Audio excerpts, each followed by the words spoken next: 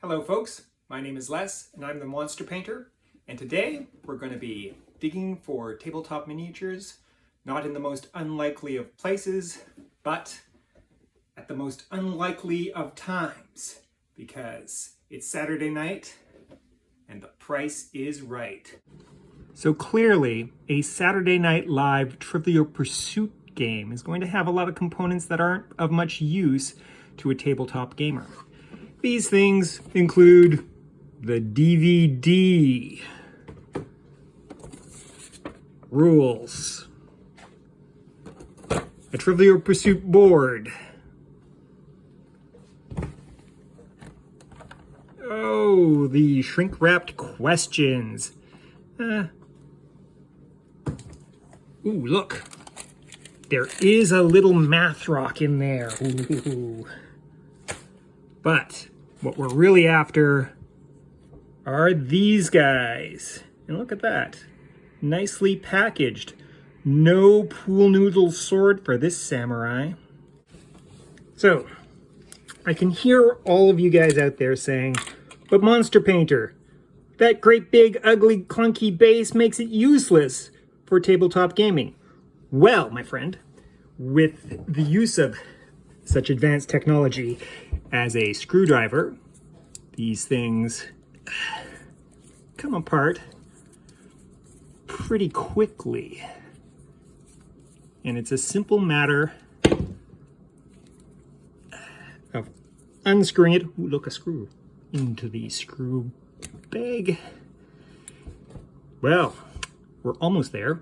He's got a funny little knob there that holds it all together. Well, back to that advanced technology. Snips. Off it comes real quick. And then a little bit of a trim. The extra plastic comes off. And voila. A very fine paint job. And now, completely ready for the tabletop. Though it looks like Samurai Jack might have let himself go a little bit. I think it's fair to say that John Belushi was a talented actor, singer, comedian, who was definitely consumed by his demons. But when he was on Saturday Night Live, one of his most popular characters was this samurai who it was a kind of fish out of water sketch where the samurai would do odd jobs or small-time jobs, that kind of thing you'd find in New York. But at any rate, this model is definitely the most usable model in this set. He's dressed up like a proper samurai. He's got a nice katana. He's ready to go. Suitable for any kind of fantasy or historic sort of setting that can include samurais.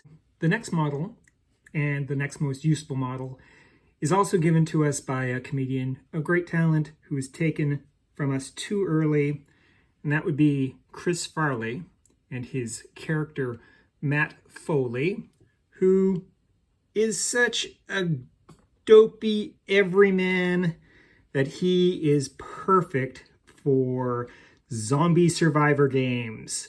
He's already gotten some work in Last Days Zombie Apocalypse, and I can see him hitting the tabletop to fight, run, and survive those those zombie invasions. I may also hire Matt Foley to give my Frostgrave Warband a little bit of a pep talk. They're a little down on their luck these days, and they could use a little motivation. And now we're starting to stretch a bit.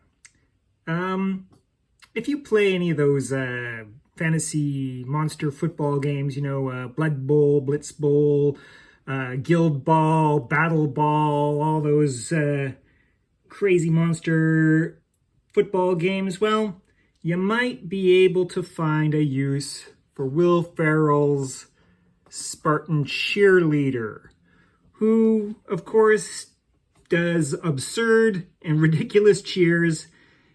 And I think absurd and ridiculous cheers fit in really well with that kind of, that genre of tabletop game. Now we're really going to be stretching. But Dan Aykroyd did a very amusing alien character known as a Conehead. And I think that this Conehead model could get some work, maybe as a alien diplomat, somebody you have to escort to rescue in a scenario.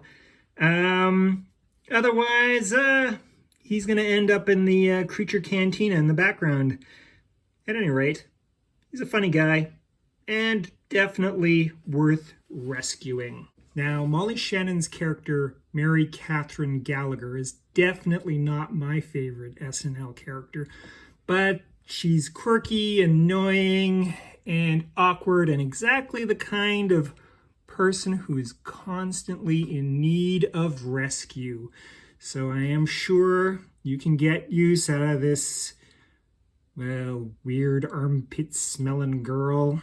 I first encountered this character, or this model, on one of Blanco's videos where he unboxed a whole bunch of stuff that a fan had sent him, and it was quite a mystery. Well, the mystery has been solved. It is a very, very old Chevy Chase character who apparently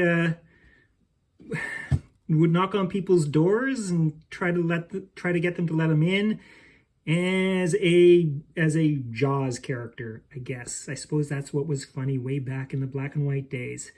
At any rate, he is not the most useful or even easily understood model, but I think he could get used as an NPC who's been cursed by some evil wizard, and you have to go and help him and remove the curse and all that kind of busy work for fantasy characters. Otherwise, I don't have any idea what you would use him for. All right, next up we have a Chris Kattan character called Mango. Not familiar with this character, or not very familiar with this character. He's like a bit of a trivia question all on his own. Alex, I'll take minstrel characters for 500. Yeah, I think Mango's pretty much doomed to being a background character at the bar. Of course, there are worse things, and, you know, I think Mango would actually enjoy it. Now, while Mango might not be the best character and is relegated to the bar, the Tim Meadows character, the ladies' man, is the ideal bar character, and he's gonna fit in really well in all my taverns, in all my tavern scenes. And yeah, I really like a good miniature that can fit into the bar properly, although I think somebody should warn him about her. She's gonna eat him alive. So there you have it, folks. Saturday Night Live Trivia Pursuit miniatures for your tabletop.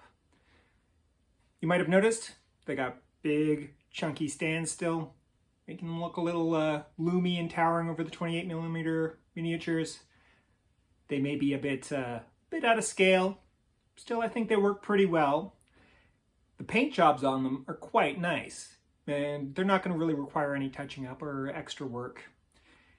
Do I think you should drop $47 on Amazon to get a copy?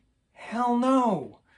Do I think if you find it at a garage sale or a thrift store and the price is right and you want to add some quirky, fun models to your games, then yeah, you should pick it up. It's a lot of fun.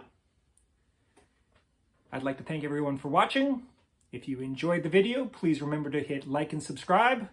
And if you have a gentle criticism or comment, please leave them in the comments below. Thank you, and until next time.